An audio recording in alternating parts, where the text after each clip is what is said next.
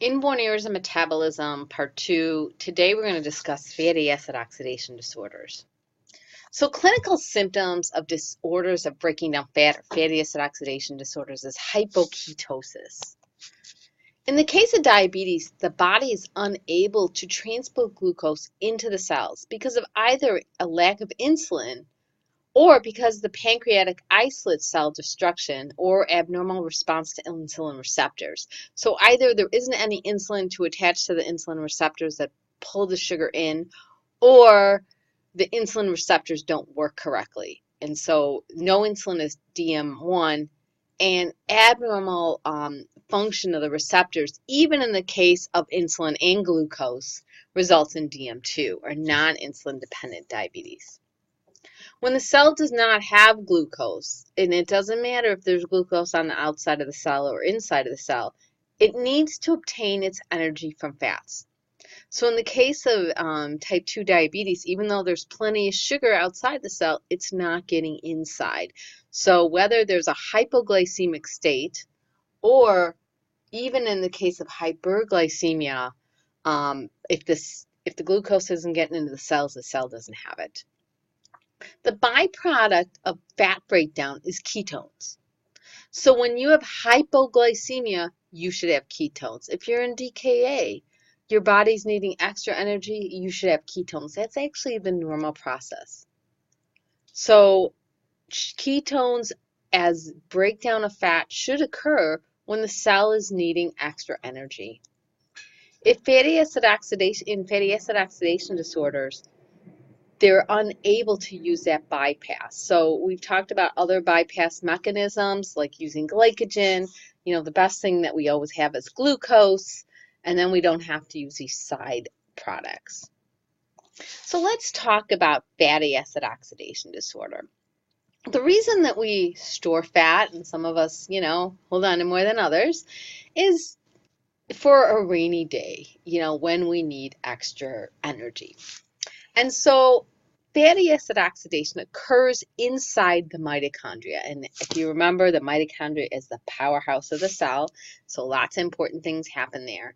And we transport fatty acids inside the mitochondria on top of a vitamin known as carnitine.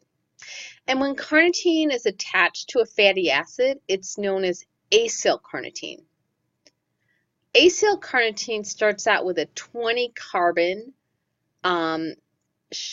fat on top of the carnitine, acyl-Coenzyme, and it undergoes beta oxidation. So it goes from 18 to 16 to 14 to 12, so on and so on and so on. And E2 carbons get released into the citric acid cycle. And finally, the 2 carbon is cut off, and the carnitine is now freed up to go back outside the mitochondria and pick up some more fat. So that's the way it's supposed to go. In disorders of fatty acid oxidation, there are enzymes that aren't working right. In the case of very long-chain fatty acid, it's between like 16 and 18. Long chain between 12 and 14. Medium chain between 6 and 8. Medium chain we're going to talk about is the most common, and here we have a mass spec that shows a large amount of C8 and very little C6. So this is what we should see, equal amounts of all these fatty esters. But when we see a big bump here, depending on where it is what the problem is. And short chain is the last step between C4 and C2. Well, this may result in mild carnitine deficiency. Some believe it may not even be a metabolic problem. So let's talk about medium-chain acyl-CoA dehydrogenase, or MCAD. This is the most common of the fatty acid oxidation disorders, occurring in 1 in 6,000 individuals. It involves, as I said, a mitochondrial fatty acid beta oxidation, and symptoms occur after prolonged fasting. Again, when we're using our side routes, as long as we have sugar, we're good. Hypoketotic hypoglycemia, also known as Rye syndrome. Organic acids and acyl-Coenzyme will show increase of C6 to C10 dicarboxylates, so those C8 are increased. Actually, 2 to 3% of SIDS, or sudden infant death, result from MCAD. We do test MCAD on the newborn screen. The way they came up to this is before they started testing people for this.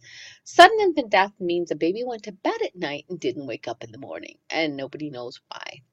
And so they pulled the newborn screen cards, as we used to call them, the PKU cards, from a number of different states, and they tested them, and they found out, in fact, that 2 to 3% of these babies that died, and we had no idea why they died, actually had a disorder of fatty acid oxidation. What happens is sometimes just bad luck, they haven't eaten for 10 hours, and oftentimes in concert with a mild viral illness where their metabolic needs are slightly increased, they go to bed at night and their sugars drop from 90 to 80 to 70. And when they get to, and normally we go to our bypass products and we break down fats to make sure the brain has the energy it needs to keep functioning. But when you can't do that, at some point the respiratory center shuts down because it has no energy and the baby stops breathing, and this results in death. So usual presentation, again, episodic illness of hypoglycemia, usually between 3 months and 2 years, and usually following 12 or more hours of fasting or an incurrent viral infection. Acute episodes start with vomiting, lethargy, and even seizures, and can progress to coma rapidly. And again, in some cases, it's very insidious, and the baby just becomes so hypoglycemic the family doesn't even recognize that the baby's sick before it stops breathing. All of the disorders of fatty acid oxidation are inherited in an autosomal recessive fashion, which means there's 2 copies of the gene that aren't functioning. As long as you have 1 copy that's working, you're fine. But if both copies of this enzyme coded for by the ACADM gene located on chromosome 1 are non-functioning, you have MCAD. And so genetic testing can be done to confirm this diagnosis if it's concerned about by looking at mass spec. So VELCHAD we talked about is the elevation of the C16 is noted by the Acyl-Coenzyme studies, and clinical features are actually much more severe than MCAD. Low muscle tone, low glucose. The most important muscle in our body is our heart, so there's cardiomyopathy.